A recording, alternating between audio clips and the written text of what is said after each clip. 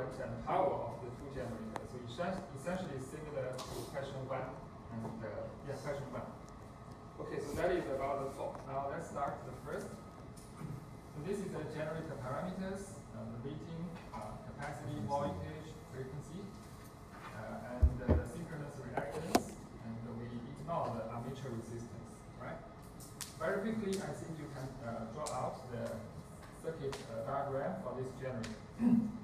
Question 1 is that a certain excitation will generator deliver the rated power at 0.8 power factor. From here, you can calculate, the S, right? You know the S is rated, power factor 0.8, lagging, so you can calculate P very quickly.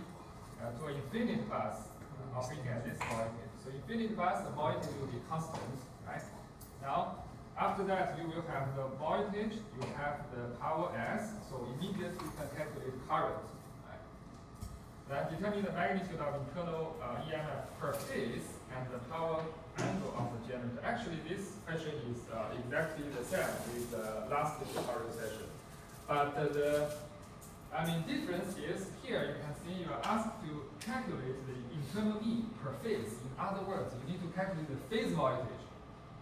Remember that for three-phase system, three-phase AC system, by default, the voltage are line-to-line voltage. The values are line-to-line voltage. So if you ask about the phase voltage, you have to divide it by root 3. Yeah, that is the only difference between this one and the previous questions. Okay, now basically the first step is to draw this circuit diagram. This is the internal voltage E, this is the terminal voltage V, synchronous reactance. And we have to select the VB, SB to calculate the per unit values. So here, SB is selected 24, VB is 17.33. The idea is to just select the SB, VB according to the rating, okay? But for the final exam, this SB and the VB will be specified. So you don't need to select arbitrarily, okay? So it will be specified in the final exam in order to have the, constant answers, okay? But for this one, most of the case we can, if not specified, alright, we can just select according to the rating because it will be easier to do, right? The SB here, VB here, VB is VB squared divided by SB.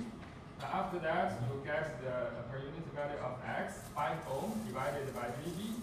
And also IB, as I said, as long as you have SB and VB, you can also derive the IB. Okay, later on, because we will use the current, so no harm to also calculate the IB. Alright, we set the infinite bus as a reference, so the angle will be 0 degree, and the voltage will be, the V divided by V1 per unit. Now S, okay, S equal to the, because the power factor is 0.8, so the power angle is inverse cosine 0.8, and it's lagging, so that is this degree, right, this degree, 36. Now, for the per unit of S, right, the rated S over SB, okay, 1.0 per unit, and this degree. As I said, as long as you get S and V, immediately please calculate current. Please calculate current, which is a conjugate of S over V. Okay, so this is the current. And as long as you get the current, you can see for this circuit, very simple, E just equals to V plus the voltage cross this reactance. So E equals to V plus I, just calculated, times Jx. I have to emphasize again, okay, alright? For the X, do not miss J, okay, do not miss J. So in the polar format, that means 90 degree, okay, 90 degree. Now this is your E's value, including the magnitude and the angle. And of course, this angle will be the power angle, right? Because the power angle is the angle difference between E and the terminal voltage V. And terminal voltage this phasor is 0, so this angle is just the power angle. Now, question is to ask you to calculate the per phase voltage, so that means you have to divide it by root 3, alright? So in real value, you times the VB first, then divide it by root 3, this is your phase value, phase voltage, okay, phase voltage. This is the phase voltage, and this power angle just calculated, which is E's angle. Alright? So that is the first question. Yeah. Any questions from you guys? Very straightforward, right? But only thing is, please calculate the phase voltage, because this is what question asks you. Okay. Then the second one, internal EMF and terminal voltage are maintained at this phase value and this phase value. Once again, these are phase values. These are phase values, so you have to convert them to line-to-line voltage first when you calculate the per unit. Because every value for three-phase system by default should be line-to-line voltage.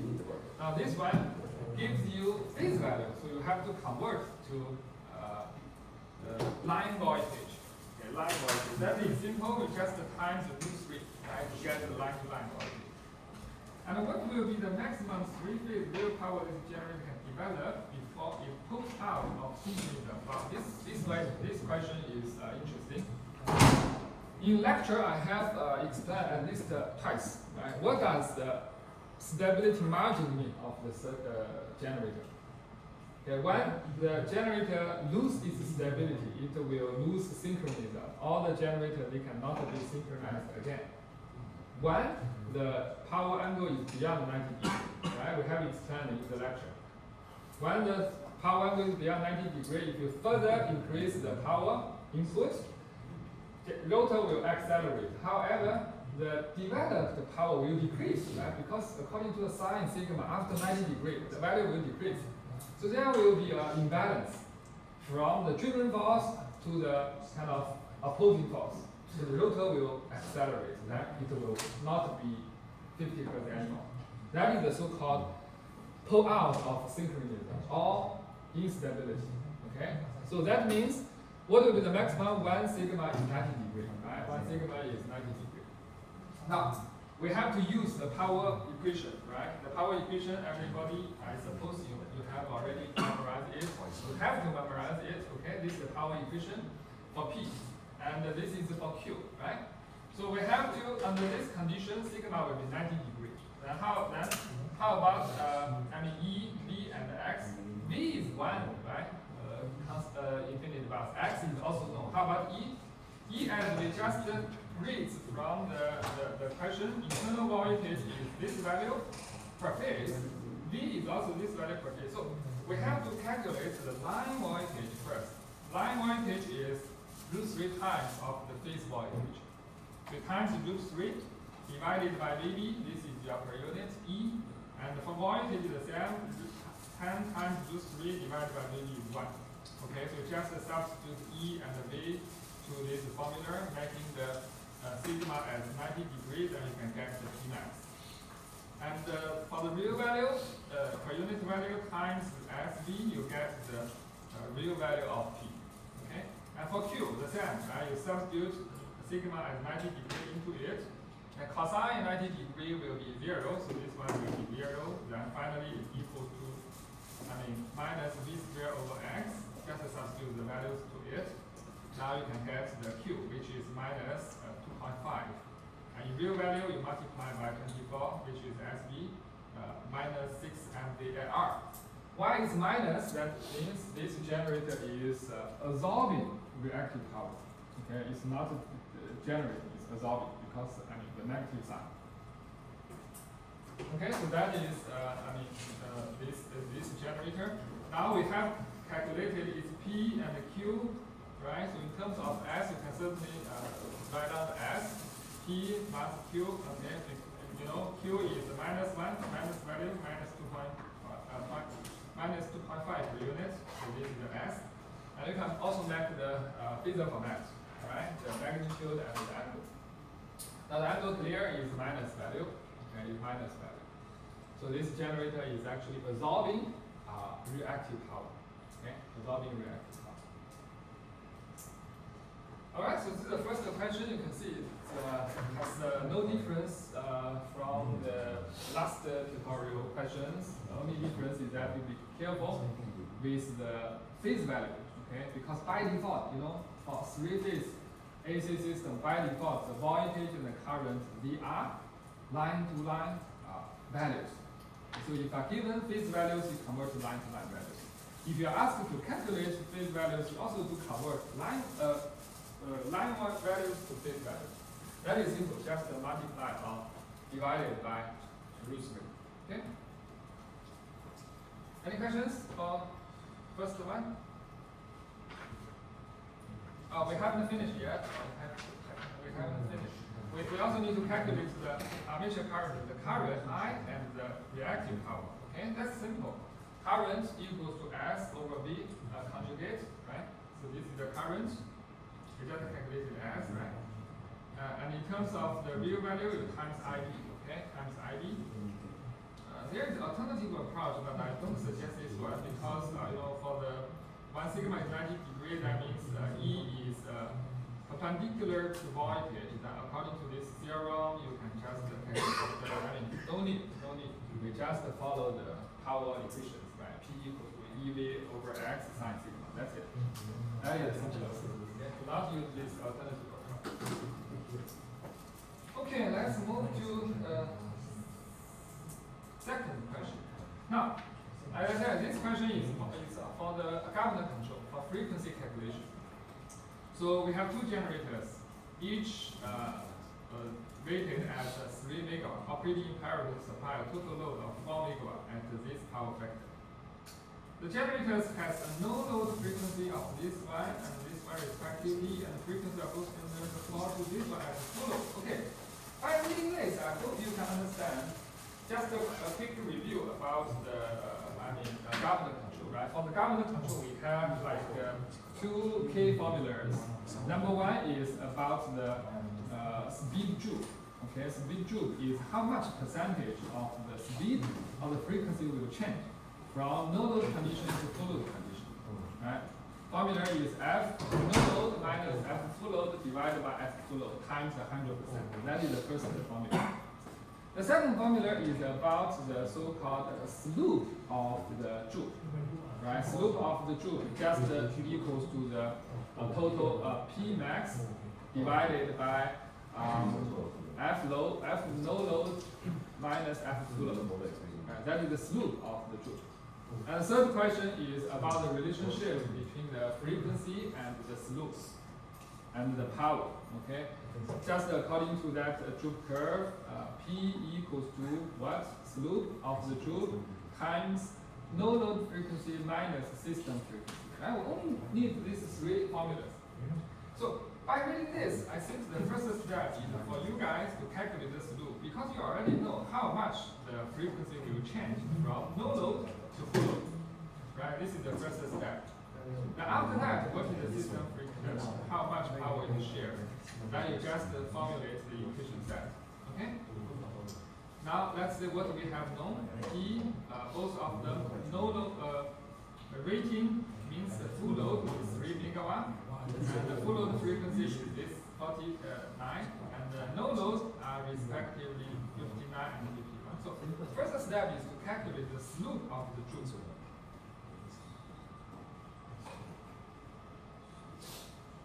Right, which equals to the full load. Right, what is the slope of the joule? This is F, right? This is F, no load, and this is your P rating, and this is your full load. So certainly the slope of this one equals to P divided, this x-axis divided by y-axis delta, right?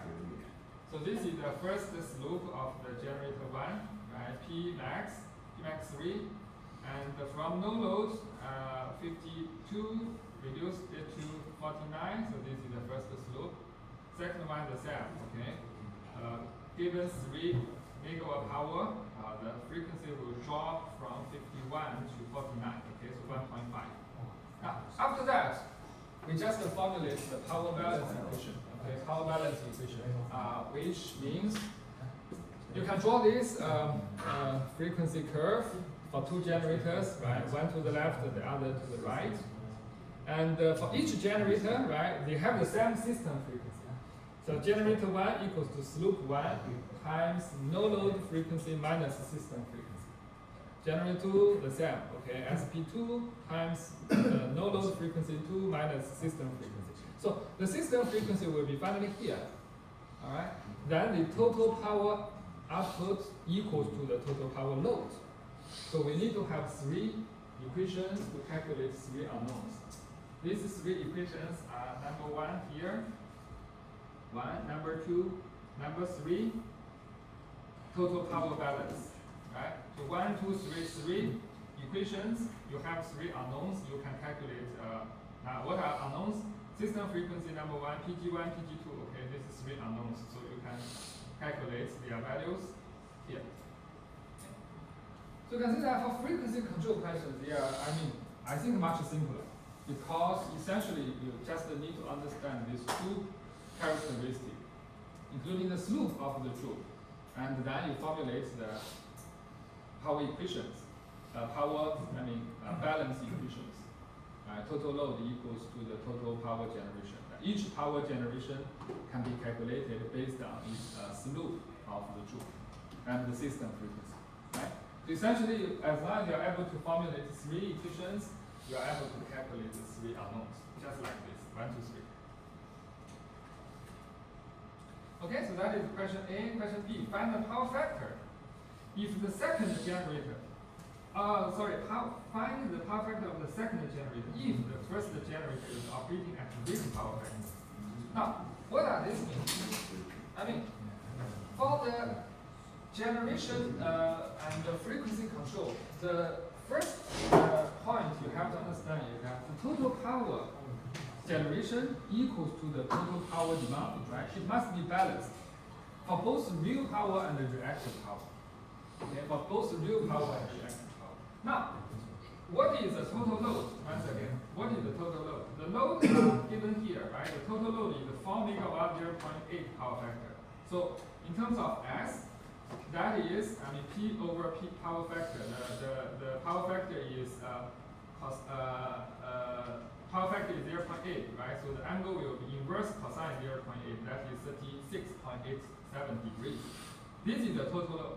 So the total load is supplied by 2 generators, right? SG1 and SG2. Now we are given the SG1, SG2. No, SG1. SG1 is operating at this. SG1 is like operating at how much value?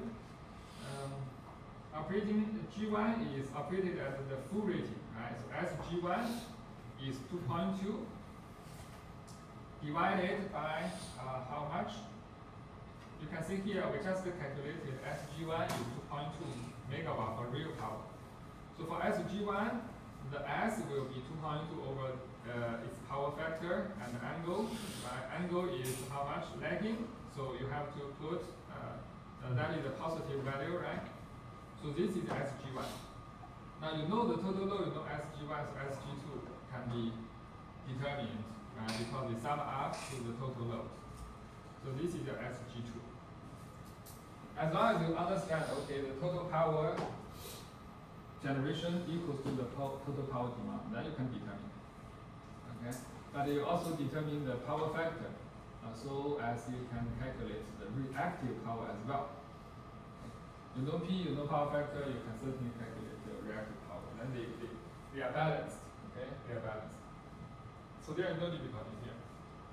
So then you calculate SG2, which is this value. And this angle is a power factor angle, so the power factor will cosine of this value, 0.74, lagging, because it's a positive value, right?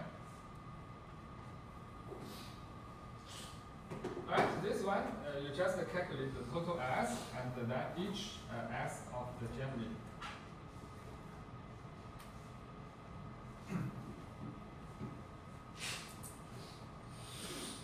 Then question C, determine the no-load frequency setting of the second generator to bring the system back to 50 Hz. What does that mean? Okay, you can see that, first of all, we need to understand the system frequency. Just the calculation, the first one is what?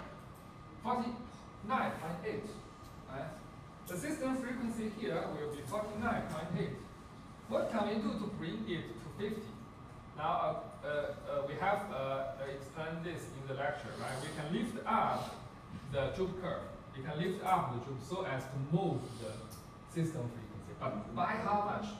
By how much? This can be quantitatively determined, okay? So, once again, we still use the three questions. We still use the three equations. Number one, power generation 1 equals to its slope 1 times no load frequency minus system frequency. Okay, you have to understand. The system frequency now, it must be 50 Hertz as set. Right? The system frequency 50. And the fixed no load frequency of generator 1 will be fixed. Because we are going to lift up generator 2. So generator 1 does not change. This one remains 2065. What we are going to change is generator 2's no load frequency. Okay, so this is the first one. If we want to maintain, 50 Hertz after the load, and with original no load frequency, generator 1 will deliver 2 MW. Now, just calculate it here. Now the total load is 4. So another 2 must come from generator 1. Right? Another 2 must come from generator 1. Then, for generator 2, okay.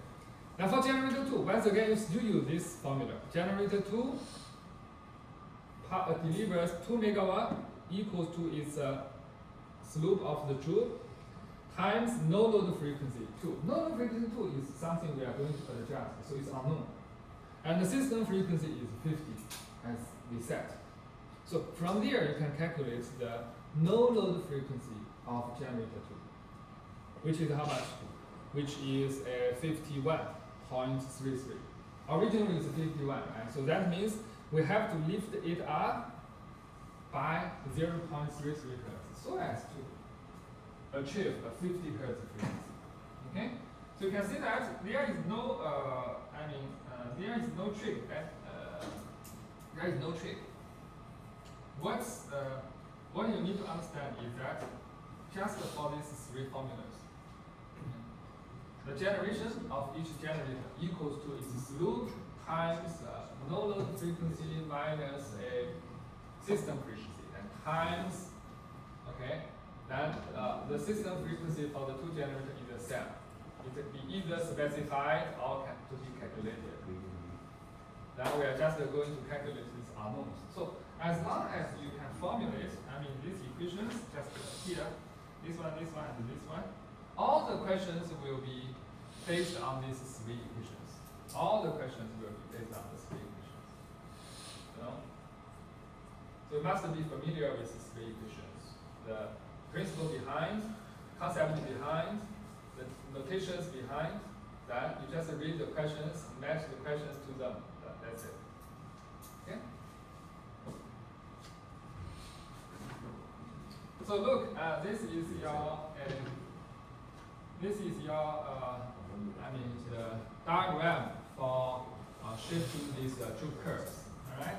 Originally, generator 1 52, generator 2 51. Right. In order to achieve 50 Hertz, now here we have to shift it up a little bit to 51.33.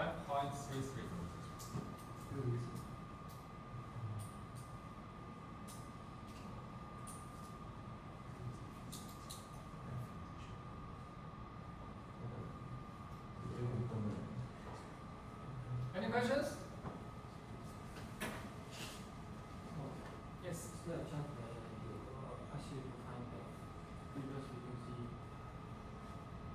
Find previous frequency.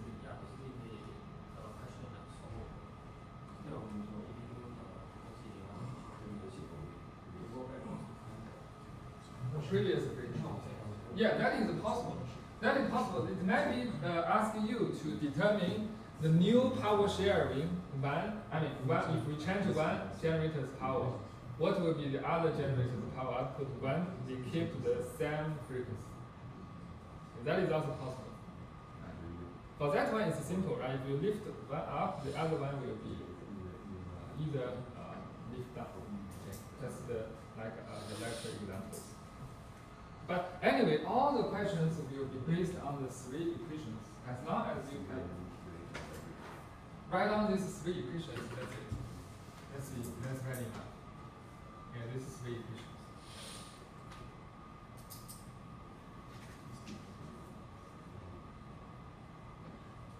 Okay, any further questions?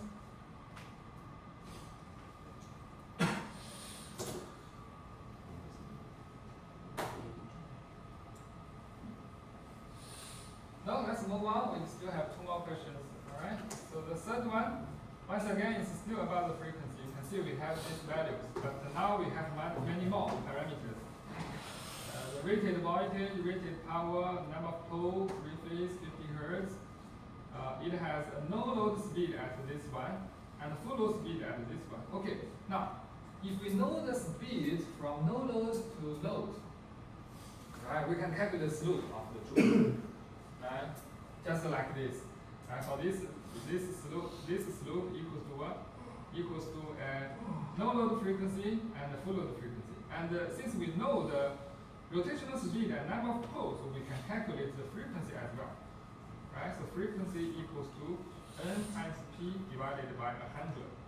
So we can calculate the frequency. So this is the first generator. The second generator also with these values, we can also calculate the frequency of the second generator.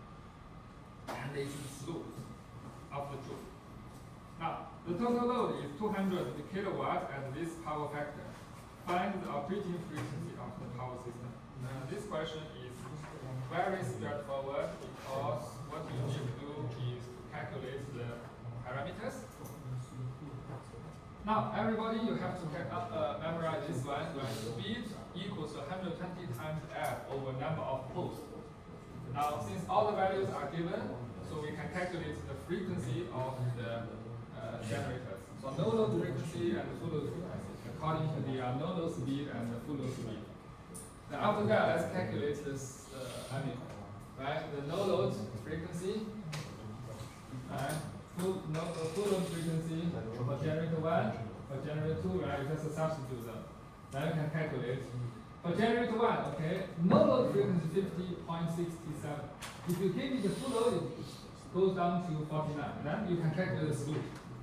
Right? Slope equals to what? Slope equals to the full load divided by the frequency change. Right? Let me just draw it again to help you understand. This is P, this is F. So this is the F, no load frequency. It draws to P max. This is the full load frequency. Okay? So everybody can calculate the slope. Slope equals to F, P divided by no load frequency minus full load frequency. So this is SP1.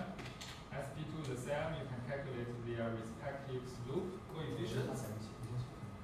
And then, okay, next let's just formulate the three equations. For generator 1, that equals to SP1 times F full load, no load minus F system. F system is the system frequency given a certain load. Generator 2 the same, then the total generation equals to the total load. So given the three equations for three unknowns, everybody you can calculate the unknowns, right? System frequency, which turn out to 49.847.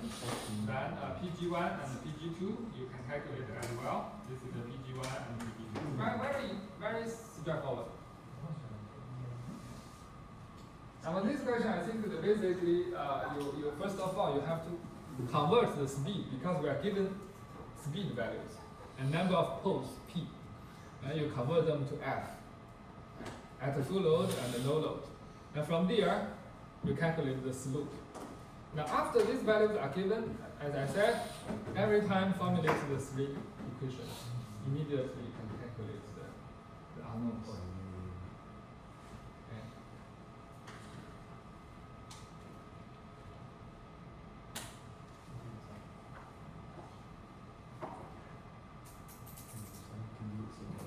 Okay, any questions for this one? I think it's very straightforward.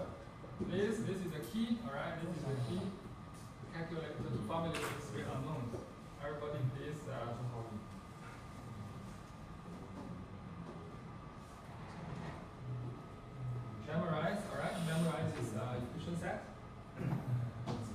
equations for 3 unknowns.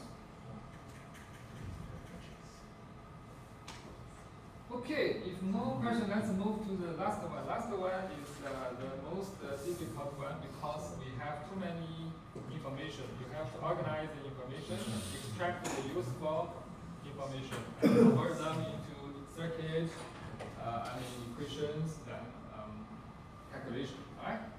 Now, here we have 2 generators working in parallel to supply a load. When you read this, it sounds like reads like a kind of a frequency control problem, right? However, after that, you can see we are given these impedance values, so on, so on. That means you have to formulate the circuit, right? So you have to use the circuit. Then generator A impedance is like this, generator impedance is like this. So here you can see we have considered resistance as well. We cannot ignore it for now. Excitation of A is just so that it delivers this current at lagging power factor. And the governor of the 2 generators set so the loading is shared equally between the machines. So which means, okay, the 2 generators they share the same equally of the load. Now, as long as you know the load, right? This is the as long as you calculate the load by 3, so that means 2 generators are sharing 1.5 each. Determine the armature current I of the second generator and also the power factor, terminal voltage, everything. Okay. So this one, when it reads like a frequency control problem, but it actually a circuit problem. Okay, it's a circuit analysis problem. And first of all, you have 2 generators working parallel supplying a load. You have to draw this single line diagram. Very importantly, this time the load is not infinite bus. This time it's not infinite bus, it's a load. Clearly stated. Right?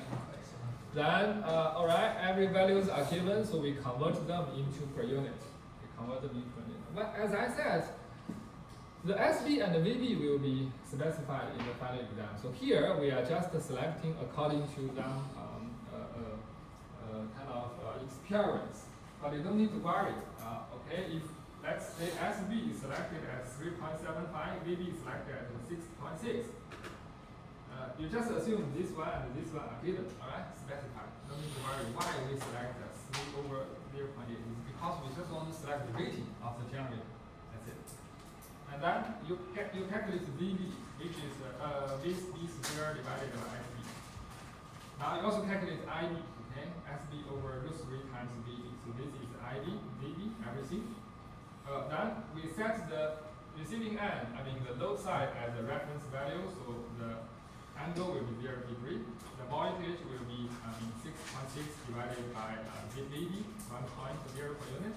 And the total load. Right, the total load is, we know the load, right? We only know the P. Then power factor 0.8, so S will be P over power factor. Divided by SB, the angle will be inverse of cosine 0.8. So finally, this is the load. Right? Now, as I said, every time when you know the S, when you know V, you calculate I. So the load current can be immediately calculated. Phi is S and the V, right? And you make a conjugate, so this is the current of the load. The power factor is, the power factor angle is minus 36.78. So this is the current. Now we also need to convert the impedance values. Right? You know the impedance values are also given in real values. So the impedance values are real values divided by ZB. ZB just calculated here, right? So okay, so that is this one. And now, what's known? What's also known? Known value is that the generator A is delivering 158 current. Now, in the per unit value, right, 150 divided by IB. IB is how much? 3,000 or 0.3 kVA. So divided by 3,000. This is A. This is the per unit of A. This is unit of A. This is kilo A. Okay, so that's why. 328, not 0.328. So this is the current. Okay, this is the current. We already know the current, but magnitude. But what is the angle? What is the angle? The angle can be calculated by its s and p, right? Because s equals to what? S equals to v times I cosine theta. And also equals to what? Also equals to s times cosine theta, right? So we already know s in terms of okay, so p, right? P is like because the two generators are equally sharing the power. The total power is 4, right? Total power is total power is how much? 3. Total power, let's see. Total power load is 3, right? 3 megawatt P. So in terms of the per unit, each generator share 50%, that is 0.5 times 3 divided by SB, so 0.4. So that means generator 1 is delivering 0.4 real power. And now we already know the voltage and the current. What is the cosine theta? Right? Cosine theta equals to 0.4 divided by V. V just calculated. And the current is how much? 0.4573. So this is your power factor angle. It's positive value, so it is lagging. Right? So you can see that we are going to use this one to calculate the theta value. Okay, the theta value. And according to this power factor angle, power factor value, you calculate the angle, which is inverse of the 0.87, which is 29-degree lagging. Right? Positive 29-degree lagging. And the current, all right, the current is this one. Okay, so you can see that essentially you have to understand S, right, equals to VI conjugate and equals to P plus J or Q, right? So P equals to S cosine theta. Right, that equals to this angle I magnitude cosine theta. Right, Q equals to S sine. This is a very basic one, right? Okay, so essentially we are just using these basic equations. However, you need to understand the principle. Okay, you need to understand the principle behind. So that is the first one. Now, after we calculate the current 1, how about current 2? Okay, according to KCL, we already know the load current, we already know RA, then current B, IB just according to KCL equals to the total current L minus IA. Right, so this is your current B. For its phasor format. And in the real value, that equals to this one. And also because you know the angle, you can calculate the power factor. You can calculate the power factor, which is cosine of this value. Alright?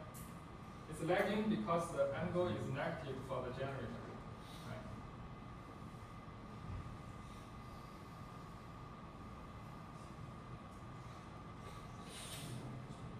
Now next is to calculate the internal voltage. Internal voltage, right? Internal voltage is most simple, right? Internal voltage E equals to the V plus the voltage across the impedance.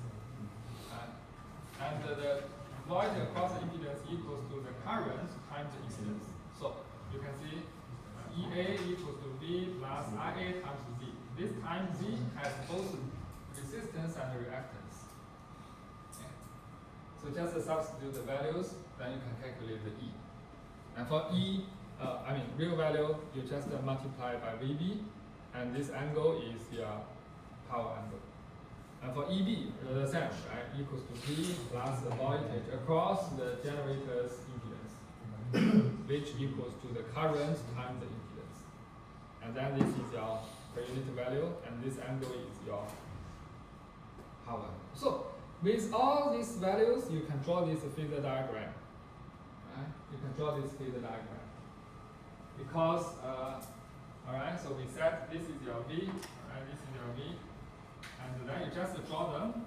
For the first generator, okay, this is your EA is 1.2 and 15 degrees, so this is the EA 1.2.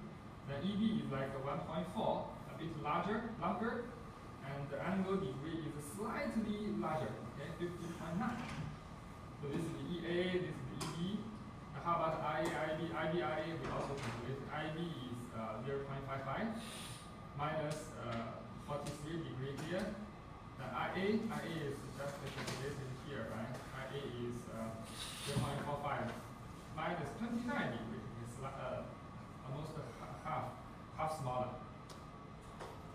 Then, okay, according to this one, you can also draw this, but this is not the discrete essentially because E just equals to V plus I times the impedance.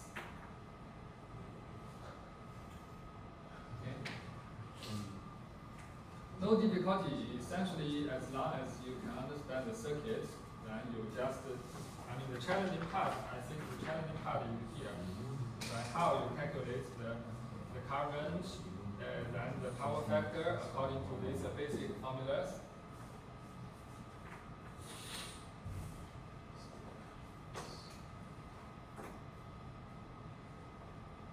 Right? Yeah. Any questions?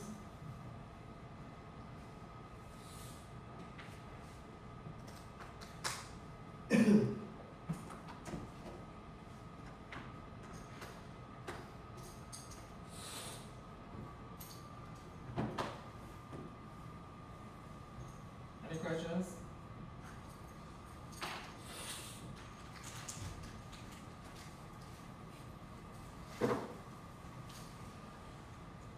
Okay, to summarize, all right, for the synchronous generators, for this part, we have two topics. Number one is excitation control. That is to adjust the excitation current so as to change the internal voltage E. Okay? When E changes, the power factor will change, and the power angle may also be slightly changed. Okay? And you have to memorize the three equations, power equations, right? P equals to EV over X sine sigma, and Q equals to E blah blah cosine sigma minus something. Right? And that is the power equation based on power angle. The other equation is from the load side.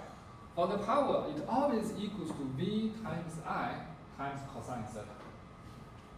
This is another power equation, V times I times cosine theta. Theta is the so-called power factor angle, which is the angle difference between V and I. The first equation, P equals to EV over X sine sigma. Sigma is the power angle, which is the angle difference between E and V. Okay? Now, with that, the three questions, sometimes you see a scenario when we keep constant P, then we change excitation, what will happen? Okay, when P is constant, that means E times V times sine sigma is constant. Then if this is an infinite bus, V will be constant. So E times sine sigma will be constant. And from there, you can derive new condition, old condition. Okay? So this is for the excitation control. It has nothing to do with frequency because it's to adjust the E, internal E, so as to change the reactive power. Okay, reactive power. Second part is the governor control. Governor control is on the frequency. So it has nothing to do with the reactive power. That means governor control and excitation control, they are decoupled in practice. We just do them separately. The governor control is about frequency F and real power P. Now, we just memorize what I have said, the three equations, right? Three equations, you need to know the slope of the truth, right? Then total power generation equals to the total power demand. That's it. So, from the calculation perspective, this part is not that difficult because essentially it's a simple circuit, right? The generator, you just have a simple circuit. But the challenging part is to understand parameters and their physical meaning. It must correlate the physics of the generator and the circuit model.